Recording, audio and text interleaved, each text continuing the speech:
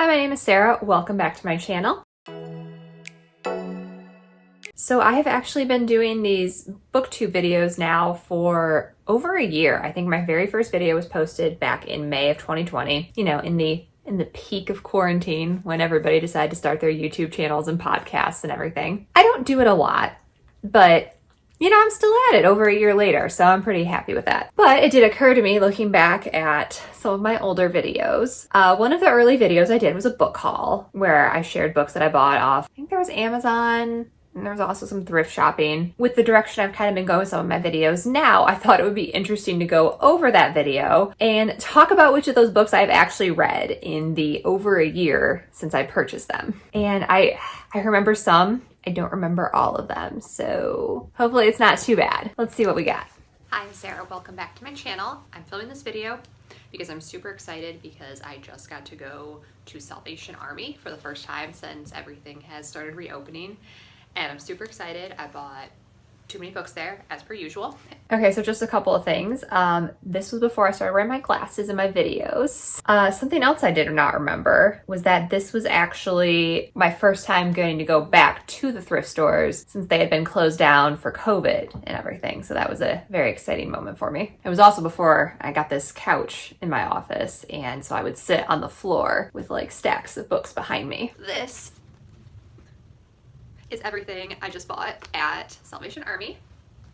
Starting off, these two are, so these are kind of throwback. Okay, so first thing, I have read those books. I have not reread them since purchasing them. So that is a series, it's actually a trilogy. The Lurleen McDaniel books, which are books where they're like written for young teens. The trope is like someone gets a terrible disease and dies. That was a trilogy about a girl who fell in love with an Amish boy. Since I purchased those two, I actually found an all-in-one trilogy book. So I have that now. My intent, if I didn't actually do it, was to take those two that I bought and put them in a little free library and keep like the trilogy, the single book for myself. I don't know if I ever did that, but I have technically read those books. I have not reread them since purchasing them. And it's actually a trilogy. I did not find the middle one at Salvation Army, but they had the first one and the third one. And it's kind of the classic Lurleen McDaniel, like she has cancer in the first book and people die, and people just die a lot in Lurleen McDaniel books, and they have cancer a lot too. And then I got this one, this Mindy Kaling one. I'm not like the hugest... I have not read this book. Yeah, it was a good one to purchase, I think, and have, but I just don't read a ton of celebrity memoirs, and since I've purchased it, it's become even like less interesting to me just because I've got so many other things that I'd rather read more. I also got Arrival. I love this movie. I thought it was insane. I loved everything about it. I have not read Arrival. I didn't rewatch the movie, but I think I bought the movie after this with the intent of rewatching it, and I haven't, but I do still want to read this book. I am really curious how it differs from the movie. And then We Were the Lucky Ones. This is one that's been on my Amazon. Also no. I don't remember. I think that's World War II. So not a priority. Not off to the greatest start. All right, this one I had never heard of or seen before, but the cover looked really pretty. Okay, so this one I did read. So that's the good news of it. The bad news is I hated it. I did not like this book, but there's an entire video about me reading this book and why I didn't like it. I actually ended up picking this book for the year-long challenge that I'm still part of, the Buzzwordathon. And yeah, I read it back in January, and there's a video if you'd like to know exactly why I didn't like it. There's one book I purchased and I read it. YA romance. All right, this one, 99 Days. I have not read this one. I think I loaned it to my friend Allison, and I think she read it. So I didn't read it. However, it has been read as a result of me purchasing it. And I'm pretty sure at some point, oh, it's actually, I think it's right here. I ended up buying the sequel, even though I haven't read it. And then I found Final Girls by Riley. This one I read. This one I liked. This has been my least, no, I actually think his recent one was my least favorite, Riley Sager. This one, even though I had like a lot of criticism about it, it was still a little more unique, I guess.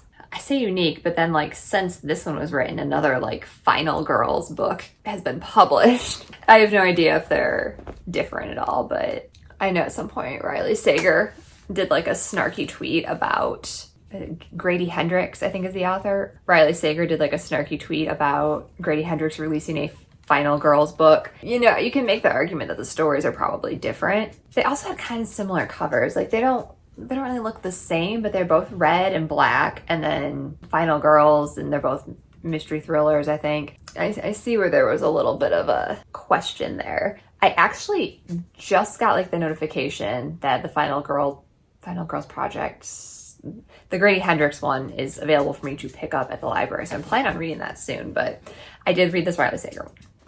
And then I found a copy of Daisy Jones and the Six. I read this one several months back, loved it.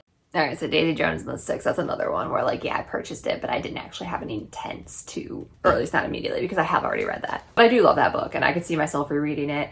And I believe the Amazon show is still, I think it's Amazon. The TV show they're supposed to be making about this book is still a go. And I don't know what the date or expected date for that is, but I am really looking forward to it, because I think it's a story that will work really well in that media. I do want to say though, in this video, which was June of last year, I was talking about the Amazon series. I'm gonna assume COVID kind of put a damper on that, or the timeline anyway, but like, where is it? Where is it? All right, so that's everything I got from Salvation Army. All right, I lost the receipt, but I paid just over $11 for 7 adult books and 2 children's books.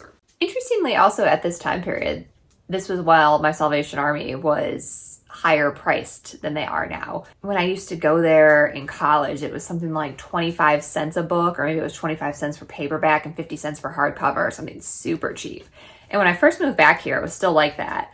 And then they raised their prices at some point. I think they raised it to everything $1, and then they raised it even more. So it was like $1.29 for paperbacks and $2.29 for hardcovers, which is what Goodwill did. And in this video, I think based on the price quote I gave, I think that's where the prices were. But since that, they have actually gone back down, and now all books are 2 for $1 again, which is great for me. So like I said, I went to Goodwill a few days ago, and I got this, which is called Beasts of Extraordinary Circumstance. I have not read that. And I will say, the description of that book is so weird to me, and I just can't, I don't know that it's my thing, but I have read a lot of reviews of people that really liked it. So it is a popular, well-liked book. I still don't know about it for me.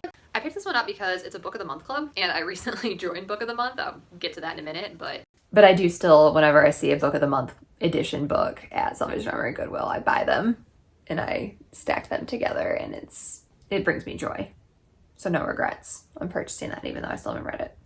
It doesn't seem like something I would normally maybe pick up. It's about a man who was orphaned, raised by wolves, and single-handedly stopped a tornado one year. Kind of a weird one. It's going to be farther down on my list of books I'm about to read. And then I got this, I Let You Go by Claire McIntosh.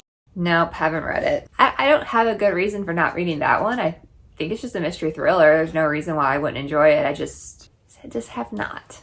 This is some kind of mystery thriller about a woman who has lost her child in a car accident, I think. I've been really into mystery thrillers. I think that one was on my Amazon list for a long time too before I found it.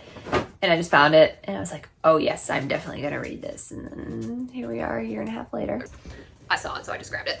I don't really know much about this one, except I've seen it recommended a lot. I have not read The Glass Castle yet. I think after this video was posted, my sister, I was talking on the phone, she's like, how have you not read The Glass Castle? I was like, I don't know, is it popular? Which I had seen it before, but I didn't know how popular it was. Since I purchased it, I see it all the time. And the other book by that woman as well, I don't know if it's a direct sequel or just her second book, but I see that one and the other one all the time. And then this one is called Before the Fall.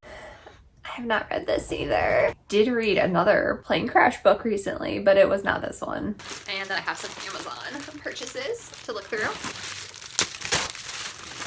Ooh, I'm really excited for this one. I did read this. I read this, I think, very soon after this video. I read this specifically for the apocalypse plague video I made, and I really love this one. It has a very like fairy tale. It's modern day, and it's about this strange sleeping sickness and just the vibes of it. It's very soft and dreamy. It reads like a fairy tale. I really liked it. I gave it 5 stars. I bought another book by the author at Goodwill, and I have not read that yet, but that one I liked. Ooh, I forgot about this. Okay, so this is Gemini. I have not read this. Oof. I remember I bought this because I had read the first one, Illumine.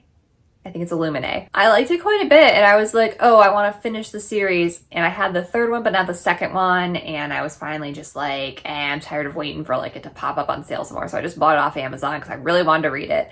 And then I didn't. And now it's been a year and a half. And I remember a lot about Illuminae, but like I'm going to have to flip through it whenever I get around to actually reading Gemina, which I need to do that. I really do. I liked that book. I want to finish that trilogy soon, perhaps. Had kind of been waiting to buy this one because I was waiting to see if it would pop up in a thrift store or something. I will say though, since I purchased this, I have not found it in a thrift store, which is good because that happens to me sometimes where I buy a book off Amazon or the bookstore and then I find it, you know, for 50 cents in Salvation Army like the next week. And it's been a year and a half and I've never seen a copy of this. So I guess I can't say it was a bad decision to buy it at that time, but I guess it was an unnecessary purchase because I have not read it.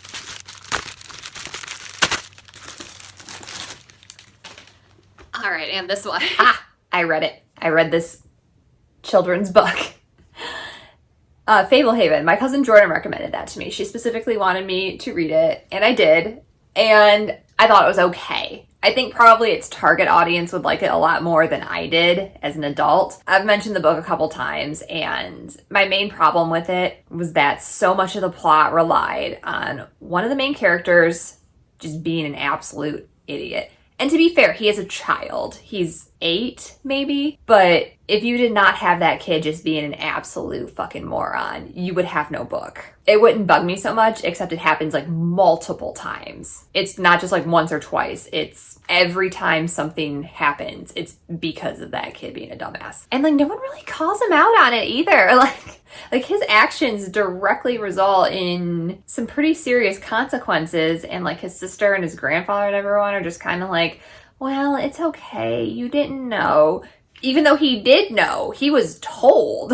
But like the world building was fine and it's an entertaining story. It's just, it's frustrating to read as an adult. So it's about mystical creatures hidden in a refuge called Fablehaven to protect them from extinction. Definitely looks like it's for a younger audience. And then finally, this is the result of me spending too much time on Instagram. And I saw they had this. I did read Home Before Dark. I read it right away because it was the newest Riley Sager at the time and I loved it.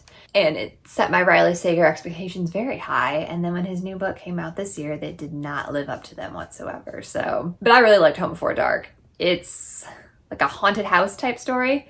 And it's told in dual perspectives with the modern day protagonist. And then the other perspective is this book that her father wrote about them living in this haunted house when she was a child.